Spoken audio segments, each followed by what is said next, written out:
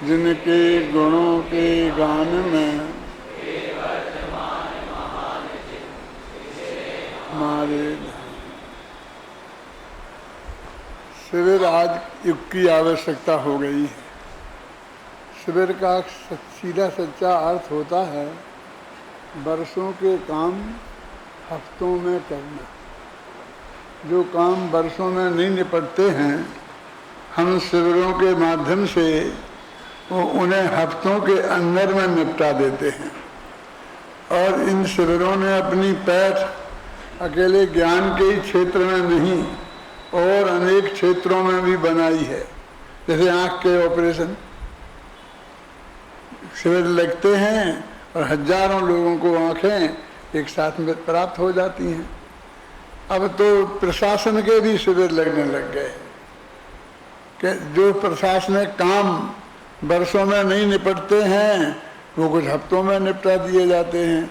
और अब तो न्यायालय ने भी इसमें प्रवेश कर लिया है। जो मुकदमे वर्षों तक पड़े रहते हैं, इन शिविरों के माध्यम से वो हफ्तों में निपटा दिए जाते हैं।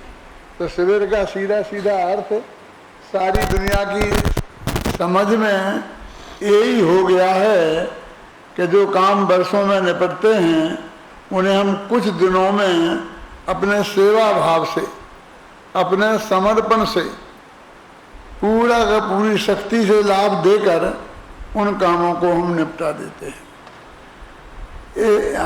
इस बात को हमारे संस्थान ने गहराई से अनुभव किया। इसलिए शिविरों के माध्यम से हम बरस भर में निरंतर शिविर लगाते रहते हैं।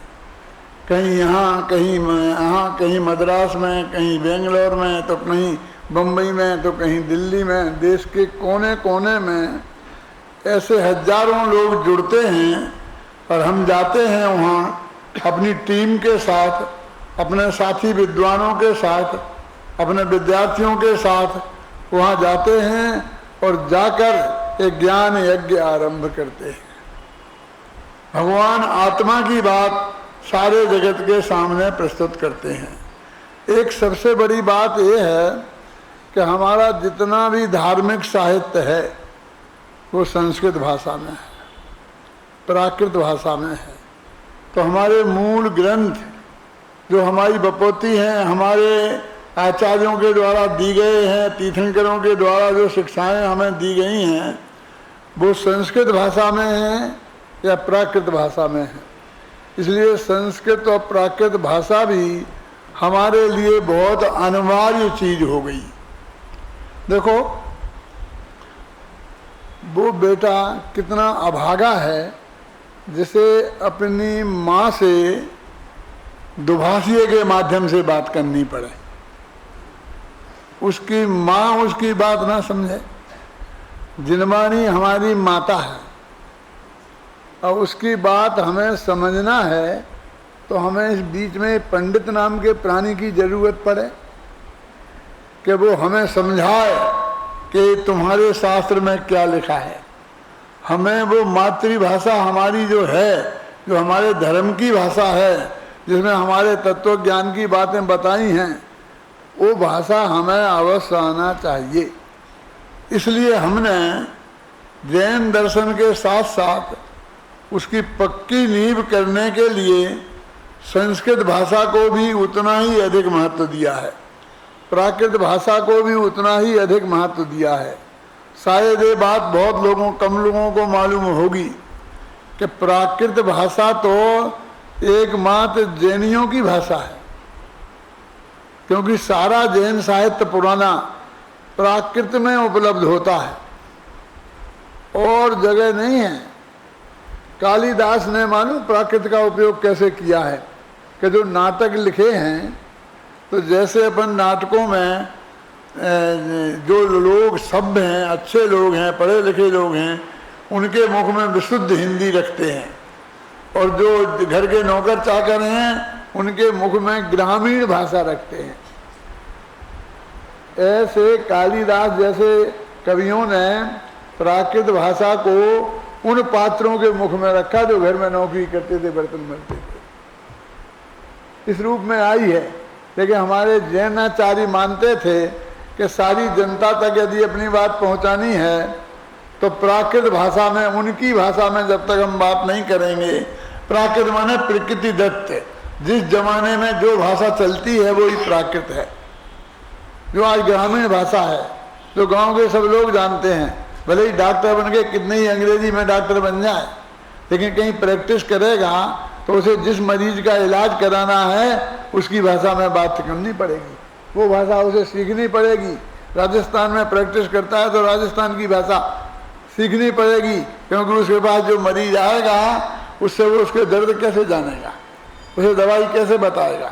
तो ऐसे ही हमारी संस्कृति की रक्षा हमें करनी है, हमारी मूल चीज़ की रक्षा हमें करनी है, हमारी सभ्यता की रक्षा हमें करनी है, हमारे धर्म की रक्षा हमें करनी है, तो हमें उस भाषा को सीखना पड़ेगा जिस भाषा में ये है।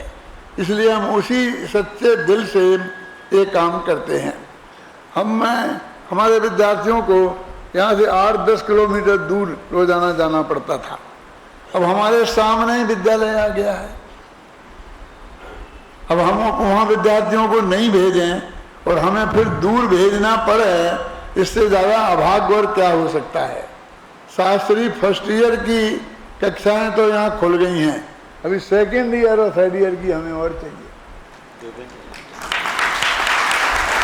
आपको आश्वासन मिल गया है कि वो शिक्षाएं, देवी कक्षाएं आपको दे देंगे। तो इस तरीके से हमारे विद्यार्थियों का घंटों समय बचता है। कॉलेज में जाते हैं, फिर वहाँ भले ही उनकी पीरियड खत्म हो जाएं, लेकिन जब तक दूसरे विद्यार्थियों के पीरियड खत्म नहीं हुए तब तक बस नहीं आती है, तो उन्हें बैठे रहना पड़ता है। कितना समय खराब होता है आने जाने के अलावा भी। अब यहाँ हमारा इतना समय बचेगा, शाम रोड क्रॉस किया और पढ़ने चले गए, वहाँ रोड क्रॉस किया और यहाँ आ गए, अपनी क्लास में बैठ गए। आप समझे?